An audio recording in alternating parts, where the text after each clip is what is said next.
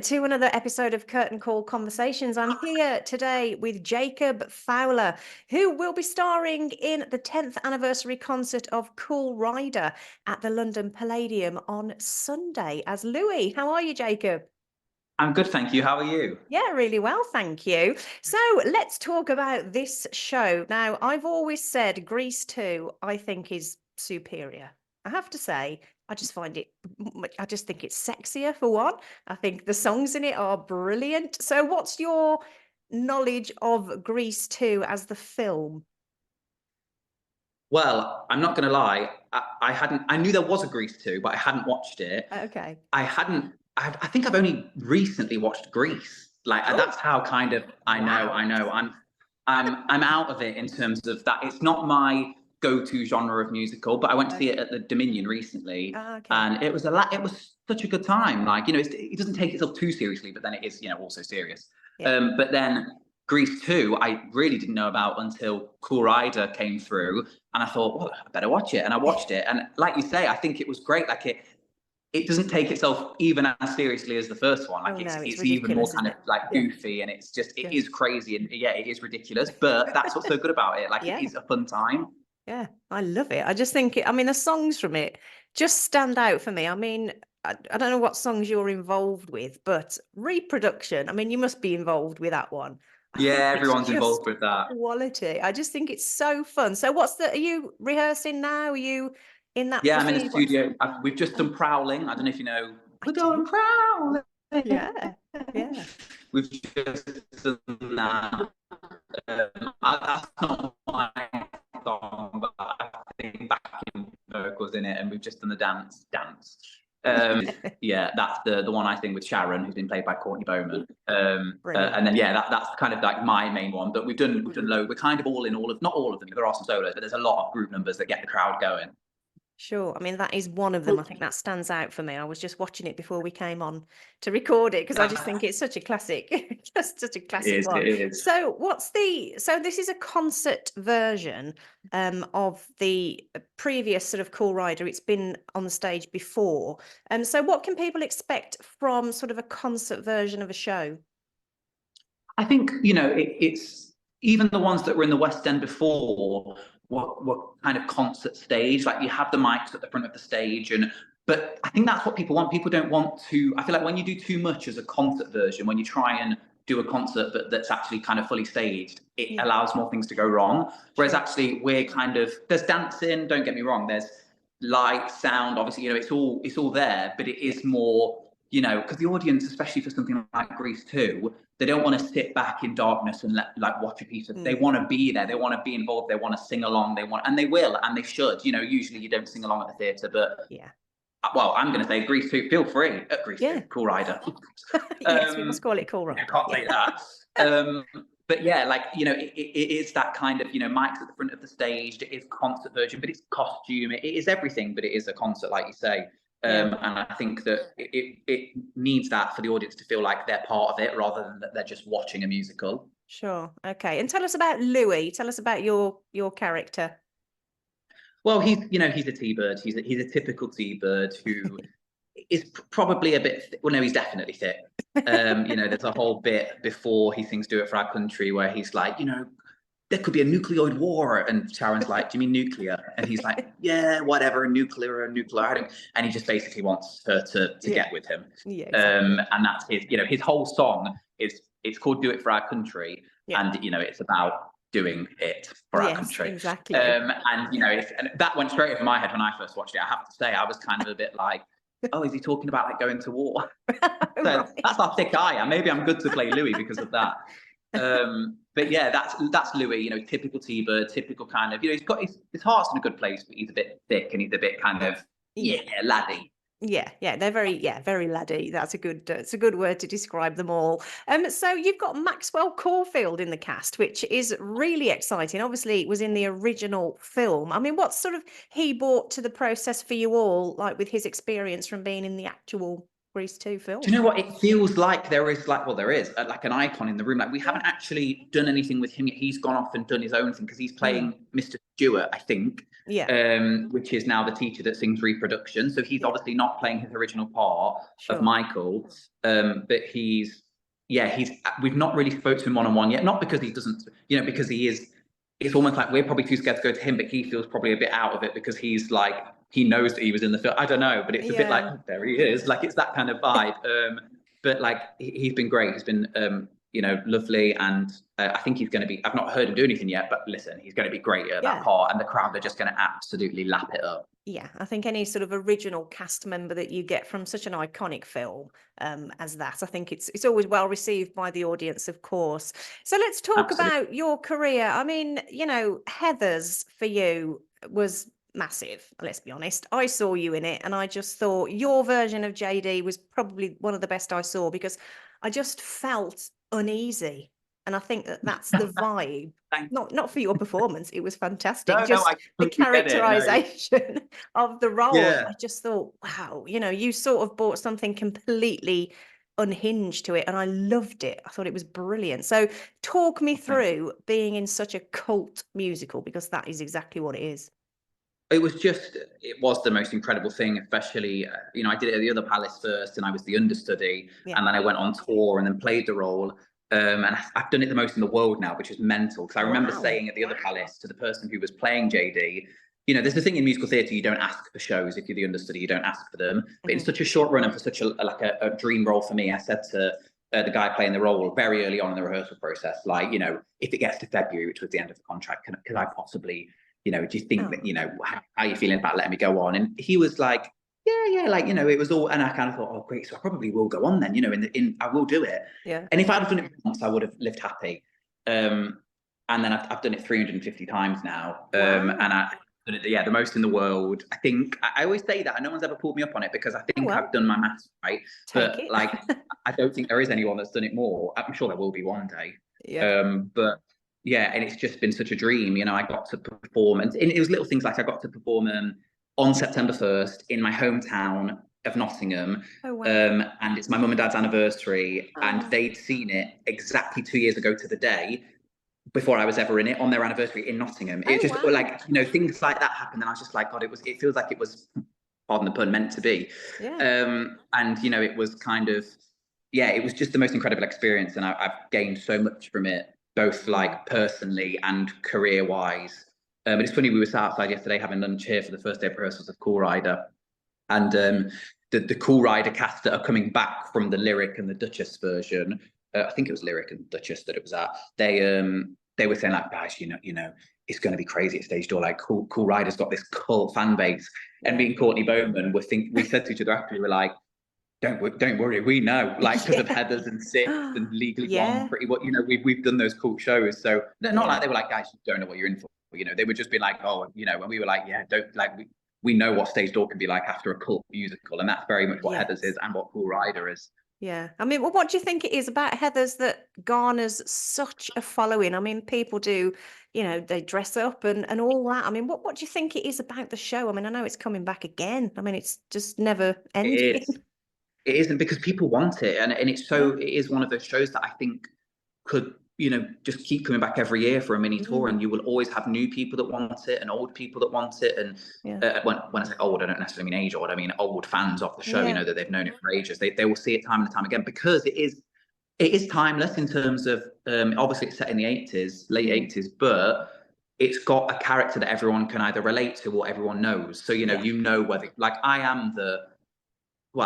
was kind of half Beleaguered Geek, half JD, which is funny because, like, and I was never horrible to anyone, but I kind of kept myself to myself, and I Yeah. was very quiet at school. But then I was also not like as cool as JD, and as like, who's that guy over there? Who's that guy? Yeah. Talking of Cool Rider. But like, yeah, so I was kind of half and half, which is funny because they're both the roles I've played. But Yeah. I think I'm not saying the girls that come and the boys and everyone that dresses up as the Heathers, I'm not saying they think they're like Heather Chandler, Yeah. but I feel like it's like almost a what's the word? Like it's their when Beyonce was called Sasha Fierce, what's that called? No, Like an just well, just like an alter ego. Like ego. it's that Yeah. kind of, yeah, it's that kind of, Mm, people feel like there's that kind of the vibe to it, and it's just a fun time, you know. But at the same time, it's actually such a good musical. Like, you know, I feel like, you know, sometimes people can, maybe not fans, but maybe more industry people can think, oh, Heathers, you know, it's just a shoddy old, you know, like Rocky Horror or something. It's just stupid, and you're meant to sing along. But it's like, it's Larry O'Keefe who wrote Legally Blonde. Like, it's a great score. Yeah. And it's great. A train's going over. We're rehearsing at Oh, the Union Theatre in Southwark, and then it's right underneath the train lines. ah. But like, yeah, it's got that. Like, I cried when I first saw it. When Martha stood up there and sung Kindergarten Boyfriend. Oh, that is a tune. I was Yes. like, oh my, like, it's just, and Jenny O'Leary, who played it when I first saw it, it's just which is the original UK Martha. It's just, I think the whole show is brilliant. I really do think it's such a good all-round musical. Yeah, I think as duets go as well, 17, I think, is such a beautiful song. I think that is, Oh yeah, yeah, that is a great true one. power ballad. Yeah, Yeah, absolutely. We all love a ballad. So talking about your career, I mean, this I didn't know about you, Jacob, that you toured with Little Mix. I did. I didn't know that. I just obviously I looked was on on a your TV website and show, I just yeah. thought, what? And you know what? I said this the other day to someone. It sounds so, not pretentious, but it sounds so silly. But like, I do forget. I forget that because I've got my sights so set on musical theatre, and I love musical theatre so much. It's what I want to do. Yeah. And I do kind of forget that at one point in my life, I was, you know, one point in my life, it was only like 3 years ago, 2 years. In fact, 2 years ago today, we started the tour Oh, 2 years wow. ago Was today. it? It popped up on my memories. Oh, wow. But you know, that I do forget that, like, that was a time in my life where I was in a band, and I was kind of like, not a pop star as in famous, but I was doing the pop star kind of things of like Yeah. supporting Little Mix on tour at the O2, and in, you know, we were Belfast 2 years ago today, and you know, Wow. it was crazy, and it was such an incredible, and the TV show even more so was such an incredible opportunity, and such a, that was probably, you know, when people say what's the best thing you've ever done, I like to jump to Heathers, and that's definitely up there, if not the top. Yeah. But winning that TV show and taking part in that TV show, Little Mix the Search, was just unbelievable. Yeah. I mean, what was the leap from, I mean, sort of musical theatre is obviously your thing, and that's, I assume, what you trained in. So you went sort of towards a pop sort of section in your life, I guess. So what was the difference there between choosing that sort of job than I think I musical always theatre? kind of did both. So when I Okay. was in I'm from Nottingham, and when I was in Nottingham, I had a songwriting partner who we wrote pop songs together, and I was doing musical theatre at school, as in like, not as a subject, but I did musicals, and I knew I loved it, and I knew I was going to go to drama school to do musical theatre. Yeah. But I had this kind of pop. Even when I was in first year of drama school, I was, you know, I went to LA. I paid for it. Don't think it was like a fancy expensive trip. I went to LA to record a song, Oh, to wow. record like an EP/album, Yeah. for my own solo career. Like, I was always doing both. And then when this opportunity, I just got a message one day, as lots of people do. You know, these TV shows, they are very much cast. They're not like, sometimes you do just fill in a form and you get an audition, but it's Right. quite, you know, it's quite cast. And I got a message from someone saying, just a TV casting person saying, you know, we're doing this new TV show, BBC One, Little Mix the Search. And I genuinely thought it was just for girls, as in like they were looking for a new Little Mix. And I went to drama school and stuff, and I didn't know if I didn't know what they thought, but I remember replying being like, oh, by the way, I'm male. Like, I don't know if that matters. They were like, oh my gosh, it's for everyone. And I was like, oh, Everybody, fine, yeah. why not? And I went there, and it was a closed call, as in you couldn't just turn up, but it felt like an open call. I mean, there were hundreds of people at this place. Yeah. And I remember saying to them, I was doing honk right. at drama school, like for a theatre and education show.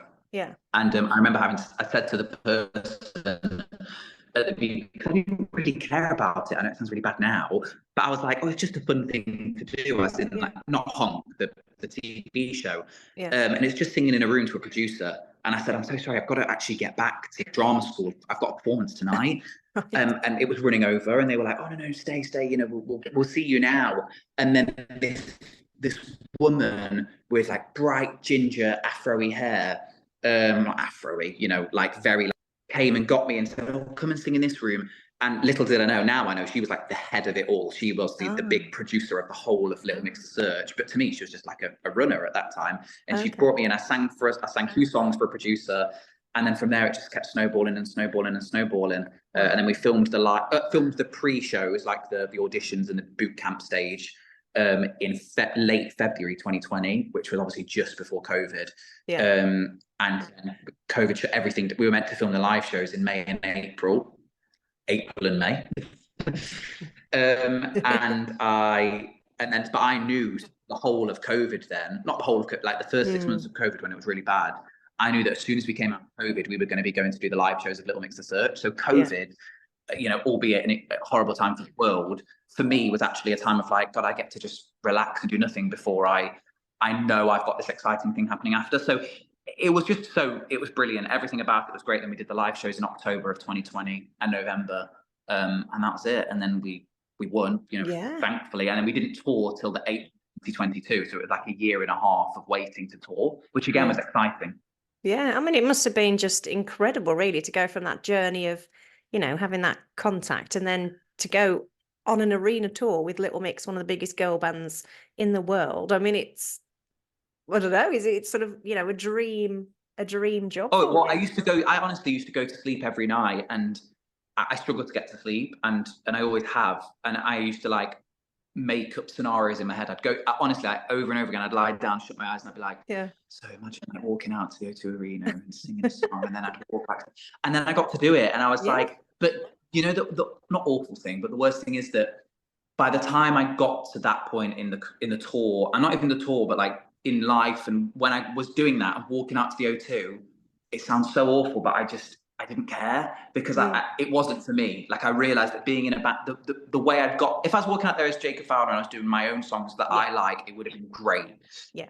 But I got comparatively to, let's say, walking out of the other Palace and doing JD, that was the thrill that I always dreamt of. And that first time I ever went on as JD and the last time I went on as JD at the other Palace was just like, it gives me goosebumps thinking about it, because it was just that was that feeling that I thought I would get walking out of the O2, but actually the O2 is such a barn of a venue that I walked out and it just felt like it was fake. It felt like, yes, there were people there, but it didn't feel like it. And then I sang like 6 pop songs, well, a quarter, because there were 4 of us, and walked off, and then, you know, that was it. It felt a bit, do you know what I mean? So it was a great experience. I'm not shunning it, but I could tell then, I was like, my heart is in musical theatre. Yeah, I mean, it's as you say, like the difference in your performance in such a massive venue to the smaller ones like the other Palace, and of course you recently did Before After at Southwark Playhouse with lovely Grace Mowat as well. So that sort of environment, obviously, you prefer much more, I would. It's much more nerve-wracking, I have to say. Like, it's that age-old thing of the less people you perform to, the more nerve-wracking. Like, if I was in a room now and someone said perform, I'd be like, absolutely not. But, you know, something like Cool Rider at the Palladium, obviously, I'm not saying I'm not nervous, but like, it's actually a breeze, because there's so many people you can't even fathom it. Like, it's so huge that when it's the other Palace and they are right in front of you looking at you sing 17, and you think, gosh, you can see everything I'm doing. You can hear me breathe, you can see my spit, you know, everything. So that's much more, you feel much more vulnerable. But yeah, I thrive in a musical theatre setting, and especially a more intimate one. Yeah. Have you performed at the Palladium before? Because obviously that's, you know, iconic theatre in Theatreland, of course. Haven't. I presented an award at the What's on Stage Awards this year with Grace. Oh, I was so there. I walked onto the stage. Yeah, there you go. I walked onto the stage and spoke, but I've never performed. But funnily enough, the first West End show I ever saw was The Wizard of Oz with Michael Crawford. Oh, wow. It was the one where they did the TV show for it, and who won it now. Oh, that's really bad. But it was the winner of that played Dorothy, and Hannah Waddingham was the witch. And I didn't know this at the time. I didn't care who they were, because to me, I was like 11, and I was like, Michael Crawford was that. Now, funny enough, Phantom's like my dream role. Really? And Hannah Waddingham's gone from strength to strength as well, and so has everyone. But that was the first show I ever saw on the West End. I remember I've got pictures of me stood outside the Palladium. So now to be performing at the Palladium, what would it be, 13 years later, is just immense. Like, to me, that's just like, wow. Like, you know, that they're the kind of full circle things I love, like the Headless thing, my mum and dad's anniversary. That's the kind of thing where I'm like, God, I can tell my kids one day. I've not got any at the moment, but you know, I can tell my kids one day, you know, Dad performed at the Palladium, and then when he was 11, he went to watch Wizard of Oz there. Like, do you know what I mean? I love that kind of thing. When anyone tells me any kind of full circle thing like that, I think, yes, that's what it's all about. Yeah, I mean, that is so wonderful to have those opportunities, as well as, you know, those goals in life, I guess. I mean, you mentioned there that your dream role is Phantom. I mean, what is it about that show? Oh, I think that score and that just the role as well. Like it is Yeah. kind of JD, but in a more romantic kind of period way. Yeah, Like I can obviously see he's that. well, I was about to say obviously he doesn't kill people, but spoiler, he does. But you know, it's not as gun in hand, like I'm gonna get you. But like Yeah, yeah, it is like a classic take on that dark, traumatized past. Like I've got the most brilliant childhood, but I just love playing like a traumatized, you know, like dark sort of character. but yes, dark, someone that you can really find depth in. I guess like, it's a cop Yeah, out because it's easy or easier, but you know, I just love it, and that kind of legit dark night time sharp. I just love that yeah. kind of like that place. So I'd love to, you know, not for another 10, at least 10 years, but I would love to play that role. Yeah, Yeah, well, we've spoken about it today, so maybe the full circle thing will happen for Phantom, maybe this that'd be time what in it 10 is. years' The time. Palladium Yeah. transfer of the Phantom. I'll be there. Yeah, that would be fantastic. So It good would. luck with Call Rider. I think it's going to be Thank you so fantastic. much. The fans are going to absolutely love it. Thank you for your time today. I hope the rest of the rehearsals Thank goes you. well, Thank you and good so luck with much. everything. Thanks so much. Lovely to speak to You're you. welcome, and you, Jacob. Take care. Bye bye. Bye. Bye.